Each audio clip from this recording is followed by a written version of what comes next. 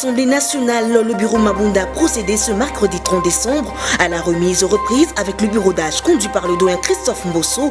La cérémonie a eu lieu dans la salle de réunion de la conférence de présidents. Présidée par le chef de gouvernement, la dernière réunion du comité des conjonctures économiques élargie aux délégués de la NEP et à ceux de la FEC pour l'année 2020 a eu lieu ce mercredi 30 décembre 2020. Et puis le bilan du ministre de la Santé Tenny Longondo à suivre juste après cette édition du journal en page magazine. Restez branchés. Merci d'être avec nous. Vous êtes sur la chaîne de l'éducation. Cérémonie de remise reprise à l'Assemblée nationale entre le bureau Mabunda et le bureau d'âge ce mercredi 30 décembre 2020 au Palais du Peuple. Joël Noumakwei et Frédéric Ikotama étaient là présents pour le compte du CBS. Ce fait, le bureau d'âge de l'Assemblée nationale a pris le contrôle de tout ce mercredi 30 décembre 2020. La cérémonie de remise et reprise est intervenue au Palais du Peuple.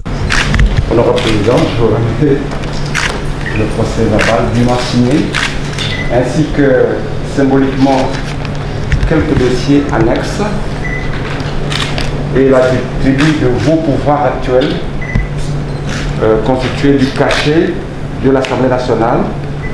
Le marteau, vous l'avez déjà parce que vous avez déjà exercé, et nous vous souhaitons un très beau mandat. Et nous vous disons merci.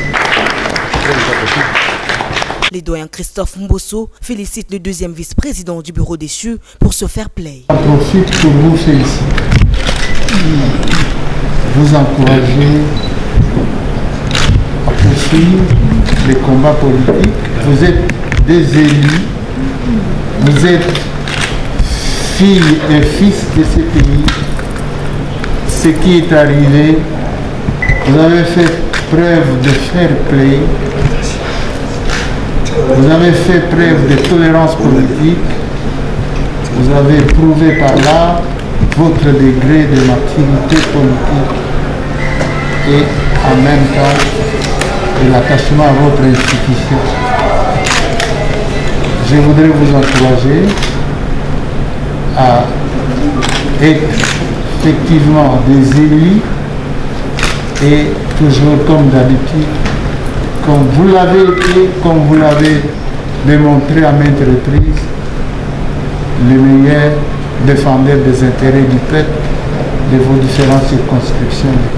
De son côté, Balama Genkolo, qui a représenté les bureaux Mabunda, remercie le bureau d'âge pour sa patience. À procéder, à gérer durant 19 mois depuis son élection le mois de mai 2019. Nous voudrions ici vous remercier de votre... Et c'est de signaler qu'après cette cérémonie de remise et reprise, les bureaux d'âge doivent impérativement, dans les jours à venir, convoquer une session extraordinaire pour l'élection du bureau définitif. Merci beaucoup.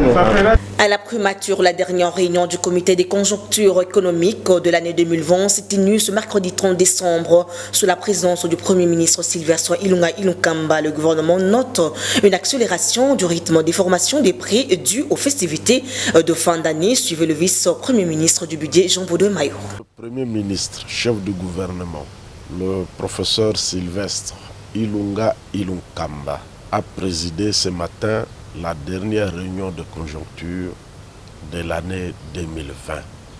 Abordant la note de conjoncture, nous avons relevé ce qui convient de porter à la connaissance de l'opinion de la manière suivante. D'abord, le chef de l'État, le président de la République, son Excellence Félix Antoine Tshisekedi Tshilombo, a participé le 24 décembre à la réunion de structures régionales économiques de l'Union africaine. CEDEAO, SADC et consorts. On y a aussi regardé les questions sur les interventions dans le secteur de la santé. Il faut aussi souligner que depuis le 22 décembre dernier, notre pays a réintégré l'AGOA, l'initiative commerciale américaine. C'est devenu effectif alors qu'il faisait 10 ans qu'on en était exclu. Ça mérite d'être signalé. Alors, sur le plan de la santé, en rapport avec la pandémie Covid-19, il faut souligner que depuis le regain de cette maladie, nous comptons aujourd'hui autour de 1500 cas. Depuis la semaine passée à aujourd'hui, 210 cas. Ceci veut dire que la maladie est en train de progresser. C'est pour cela que le Premier ministre chef du gouvernement nous a chargé de lancer un appel à toute la population congolaise pour respecter les gestes barrières. Ce n'est pas par plaisir ou par ignorance que le gouvernement de la République, autour du chef de l'État, a décidé du couvre-feu. C'est pour préserver la santé de nous, peuple congolais. Donc, appuyons la décision du chef de l'État et respectons le couvre-feu dans l'intérêt de nous tous.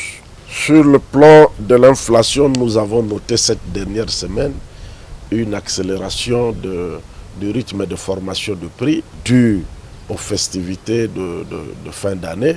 On les comprend, mais dans des proportions compatibles quand même. Ce n'est pas exagéré. Mais sur le plan national et en termes annuels et annualisés, l'inflation s'est située autour de 15% pour toute l'année, alors que nous avions un objectif de 7%. Ceci s'explique par la pandémie à Covid-19. Et puis la maison civile du chef de l'État sera représentée dans chaque province. Ceci sort de la réunion entre le chef de la maison civile du chef de l'État et les gouverneurs de l'espace Kasaï ce mercredi 30 décembre 2020. John Elimbouyi pour le reportage. Devant les gouverneurs du Grand Kasaï, Bruno Miteo Nyenge, le chef de la maison civile du chef de l'État, pense que pour rapprocher davantage sa famille naturelle qui est le peuple, la maison civile du chef de l'État doit être représentée dans toutes les provinces de la République démocratique du Congo. Le gouverneur du Sankourou a, au nom de ses pairs du Kasaï, expliqué la vision de cette réunion. Bon, nous avons tous été très satisfaits dans le cadre de la démarche qui a été menée par le patron de la maison civile et surtout de l'intérêt que cela apporte aujourd'hui dans nos provinces, cette représentation. Donc nous avons parlé de l'installation de cette maison dans toutes nos provinces, afin de pouvoir relayer la vision concrète du chef de l'État qui est de servir le peuple congolais et rien d'autre que le peuple. Joseph Stéphane Moukoumadi est également revenu sur le pourquoi de leur adhésion à l'Union sacrée tout en invitant la population de l'espace Kasaï de faire pareil. Le message que j'adresserai au peuple de Sankourou et à l'espace Grand Kasaï dans son entièreté, c'est d'abord le vœu, le meilleur pour cette année 2021, que ça soit une année de succès et une année où la matérialisation de la vision de l'autorité suprême, son Excellence Félix Antoine Tshisekedi Tshilombo, doit être matérialisée. Nous avons assez perdu le temps. Il est temps pour nous, aujourd'hui, de nous mettre au travail et d'aller dans le sens de sa vision et la matérialiser pour l'intérêt général de nos populations. Et pour ce qui est du Sankourou, je dirais au peuple de Sankourou, comme je l'ai toujours dit, vous savez, le chef de l'État, son Excellence Félix Antoine Tshisekedi Tshilombo, par le biais et l'entremise de la maison civile, n'a pas oublié le peuple de Sankourou et il continue toujours à travailler pour permettre à ce peuple de s'épanouir. Clôture ce mardi 29 décembre 2020 de la 7e conférence des gouverneurs. Les gouverneurs ont décidé de soutenir la nouvelle vision du chef de l'État. Suivez leur déclaration. Nous nous engageons dans le contexte de la décentralisation à travailler en toute harmonie avec le pouvoir central et adhérant à votre vision pour la mise en œuvre du programme de développement de la République tel que défini par votre Excellence. Aussi, nous, chefs des exécutifs provinciaux, réunis ici dans le cadre de la 7e conférence des gouverneurs de province, conscients du décollage timide 60 ans après l'accession de notre pays à l'indépendance, soulignons la nécessité de soutenir le nouvel élan lancé par votre très haute autorité dans la dynamique de l'union sacrée de la nation en vue de resserrer les liens de l'ensemble des forces vives et politiques et sociales sans aucune discrimination, haine tribale, séparatisme, querelle politicienne, repositionnement et de susciter l'engagement et la solidarité de tous vos compatriotes, ce qui constitue le gage pour tout progrès. Du côté du président de la République qui a clôturé cette 7e conférence des gouverneurs, s'est dit satisfait d'entendre l'engagement des gouverneurs à travailler sans relâche pour le bien du peuple. On l'écoute. Je veillerai à ce que le gouvernement de la République y apporte les réponses adéquates. De mon côté, je mettrai tout en œuvre pour relever ces défis avec votre concours et celui de toutes les institutions de la République. Je prends l'engagement de voir les recommandations de cette 7e conférence des gouverneurs de province être implémentées à divers niveaux du pouvoir de l'État. Je demande au Premier ministre de veiller à ce que la politique d'endettement des exécutifs provinciaux se conforme à celle du gouvernement central qui prend en compte la soutenabilité budgétaire. Mesdames et messieurs, c'est sur cette note d'engagement que je déclare clos les travaux de la 7e conférence des gouverneurs de province tenue à Kinshasa les 28 et 29 décembre 2020, tout en remerciant une fois de plus les participants pour la qualité du travail abattu. Je vous souhaite un bon retour dans vos provinces respectives. De même, je souhaite une bonne et heureuse année 2021 à vous, à vos familles, ainsi qu'à toute notre population vivant dans vos provinces respectives. Que Dieu bénisse la République démocratique du Congo. Je vous remercie. Et puis à l'occasion de fête de Nouvel An, l'Alliance des démocrates fatistes a souhaité s'élever le meilleur au chef de l'État, à la population congolaise en général et particulièrement à tous ses membres œuvrant au sein de la DIFAT. C'était ce mercredi 30 décembre 2020. Dans son siège, on écoute Jean-Pierre Tibango Chambouy, coordonnateur provincial au micro de Delphin Tundula. Le message de vœux que j'ai, je m'adresse particulièrement aux premiers citoyens de notre pays. Son Excellence, Félix Antoine Tshisekedi Tshilombo, à lui que je souhaite s'élever le meilleur. Prospérité, longévité, bonheur et la force aussi pour bien gouverner et diriger ces beaux pays que nous avons, la République démocratique du Congo. Sans oublier à la première dame qui est toujours à côté du chef de l'État, pour l'encourager et les soutenir dans toutes les actions que le chef est en train de faire pour ce peuple et pour ce beau pays. Maman Denise Nyakero. J'en profite aussi pour souhaiter lever le meilleur à notre coordonnateur national, honorable Jean-Louis Kalamba, qui se retrouve présentement dans la ville-province de Lubumbashi. Sans oublier tous les membres de la DIFAT à travers la RDC et à travers le monde. J'en profite aussi pour souhaiter le meilleur,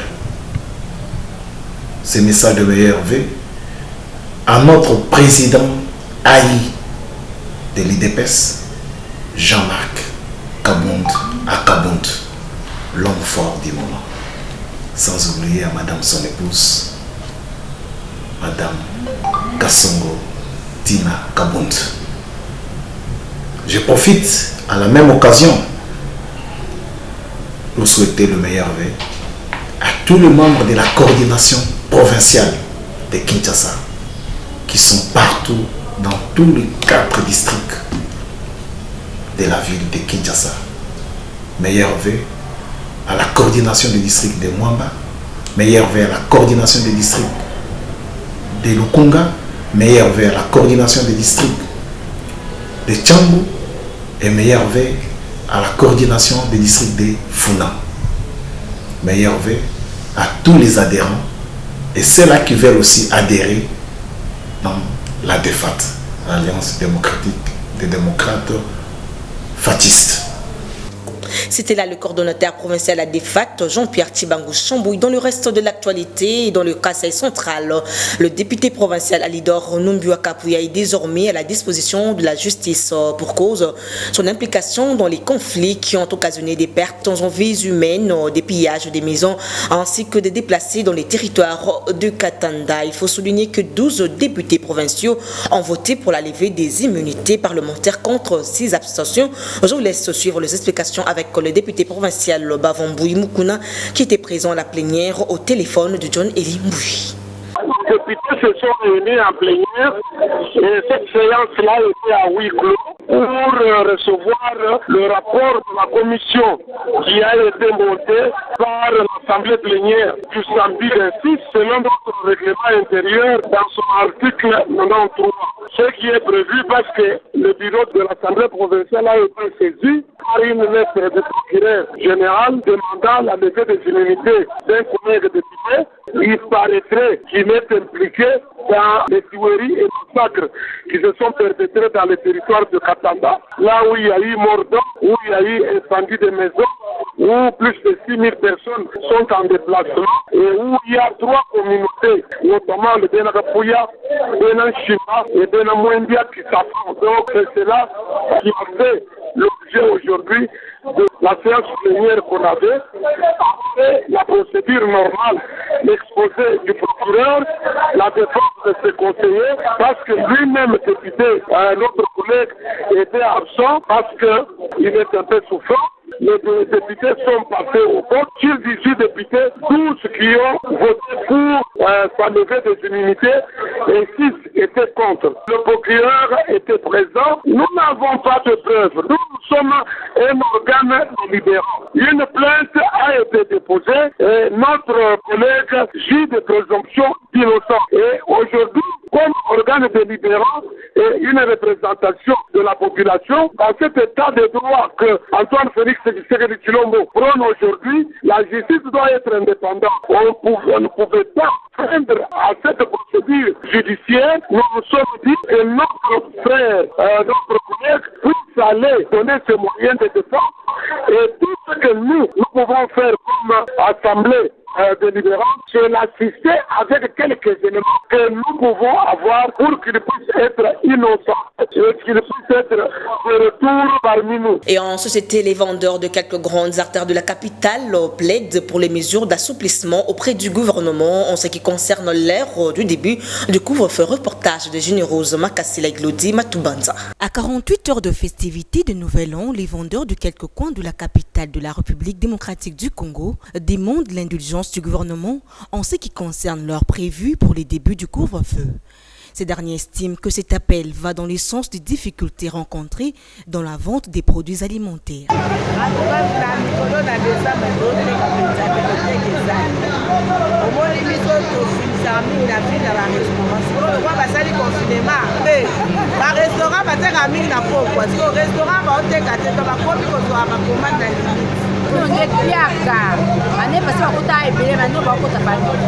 Pareil pour les vendeurs de vêtements. Parce que bien, mais nous, on peut passer vraiment bien que les parents nous sont regrettés.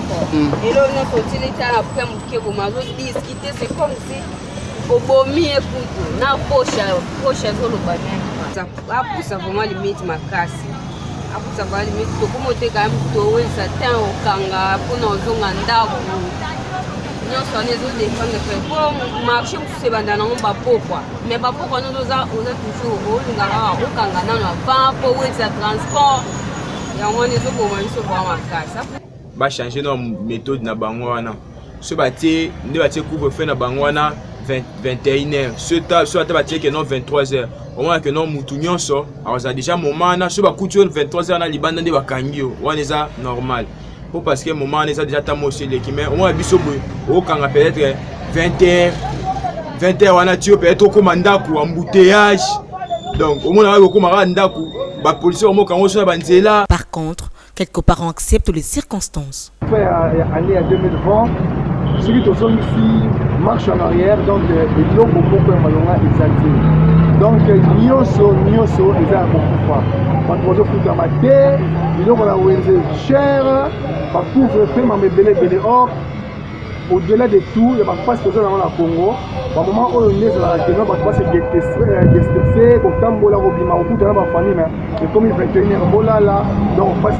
Pour rappel, le ministre de la Santé, le Dr Eteni Longondo, lors d'une adresse à la nation tenue la semaine dernière, avait déclaré haut et fort que le couvre-feu sera exécuté même le jour de Nouvel An. Comme annoncé dans les titres, ne nous quittez pas juste après ce journal. Vous allez suivre la page magazine sur le bilan du Dr Eteni Longondo à la tête du ministère de la Santé une année et 3 mois après. Ainsi s'achève cette édition du journal. Vous nous avez pris en cours de diffusion. Voici le rappel des titres. À l'Assemblée nationale, le bureau Mabunda a procédé ce mercredi 30 décembre à la remise et reprise avec le bureau d'âge conduit par le doyen Christophe Mbosso. La cérémonie a lieu dans la salle de réunion de la conférence des présidents.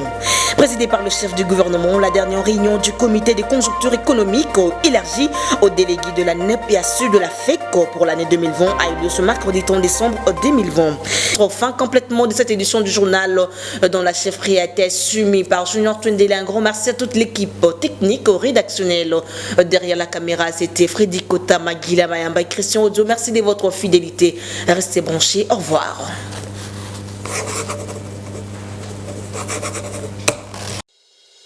Vous pouvez suivre cette émission en rediffusion quand vous voulez, où vous voulez, sur www.dab.video.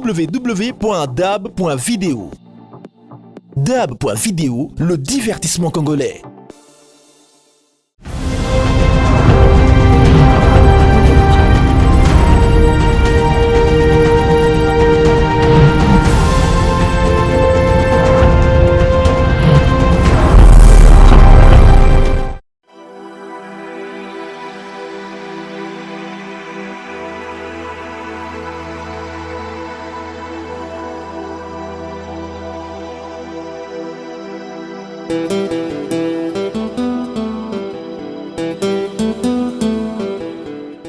Ministre de la Santé, M. Eteni Longondo. Dès sa prise de fonction à la tête du ministère de la Santé en septembre 2019, le Dr Eteni Longondo a aussitôt défini clairement les axes majeurs de sa feuille de route qui repose globalement sur l'amélioration du système sanitaire en RDC. Eteni Longondo est un médecin de formation reconnu à l'échelle mondiale et spécialiste incontestable en santé publique, doté d'une expérience redoutable aussi bien sur le plan national qu'international en gestion de renforcement des capacités dans les secteurs de la santé. Au lendemain de son installation à la tête du ministère de la Santé, il a pris l'option de tenir une importante réunion avec les agents, cadres et différents partenaires de son secteur afin de mettre en lumière les orientations de l'ambitieuse vision du chef de l'État, Félix-Antoine Tshisekedi Tshilombo, pour relever les grands défis qui les attendent. Il va ainsi peaufiner des stratégies efficaces et adaptées aux besoins réels de la population en vue des résultats probants durant son mandat. Au nombre des objectifs fixés par le Dr Eteni Longondo, concrétiser les vastes programmes de la couverture santé universelle en améliorant notamment la gestion des ressources humaines, la réhabilitation et la construction des hôpitaux, doubler de la dotation en équipements complets et l'approvisionnement considérable en médicaments. Il faut aussi noter clairement la lutte sans relâche menée contre les différentes maladies épidémiologiques et la croissance des financements dans les secteurs de la santé. Pour y parvenir, il était impérativement logique de mettre en place des approches susceptibles de favoriser l'acquisition des moyens. Tenant compte du contexte socio-économique que traverse le pays, le Dr Eteni Longondo a fait les plaidoyers en faveur de la RDC dans différentes institutions internationales, marquées par son périple dans plusieurs pays du monde, auprès de partenaires techniques et financiers qui vont, bien entendu, accompagner ou appuyer sa feuille de route. C'est ainsi qu'il se rendit en France, en Allemagne, en Russie et aux États-Unis. Il a également collaboré avec le partenaire traditionnel. Ces efforts lui ont permis de mobiliser près de 2 milliards de dollars américains ainsi qu'une mobilisation de 510 millions de dollars auprès de la Banque mondiale dans le cadre du projet multisectoriel de nutrition. Dans le même ordre d'idées, 200 millions de dollars américains ont été mobilisés par les patrons de la santé des Congolais pour le projet de développement du système de santé. 150 millions pour le renforcement de la surveillance épidémiologique, 49 millions de dollars américains dans le cadre du projet d'urgence pour la lutte contre la Covid-19. Dans cette lancée, il y a aussi la mobilisation auprès de la coopération britannique des 65 millions de dollars dans le cadre du projet d'appui au système de santé et 11 millions dans le cadre de la riposte à la pandémie du coronavirus, ainsi que la mobilisation des ressources pour la lutte contre le cancer à hauteur de 58 millions de dollars américains. Ainsi, hormis la lutte contre les maladies et les épidémies, ces moyens ont financé également la construction et la réhabilitation des infrastructures de santé, l'achat des équipements et médicaments. Au chapitre des épidémies, le docteur Eteni était nommé pendant que le pays était frappé par plusieurs épidémies, à savoir la rougeole, la poliomyélite, le choléra et Ebola. Ces efforts ont permis à éradiquer les épidémies de la rougeole et celles d'Ebola à l'est et à l'équateur. Il a également restreint l'épidémie du choléra.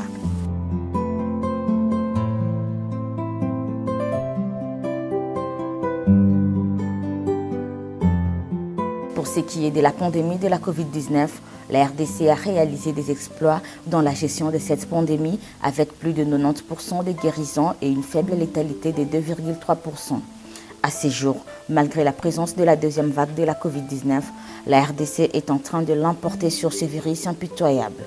Les stratégies imprimées par le numéro 1 congolais de la santé font école pour avoir déjoué tous les pronostics des oiseaux de mauvais augure qui s'attendaient à voir le pays de Félix-Antoine Tshisekedi Tshilombo décimé par le coronavirus. Et pour s'assurer de l'effectivité de la prise en charge des patients à Covid, les docteurs Eteni se rendent presque toutes les semaines dans différents hôpitaux de Kinshasa où sont internés les patients.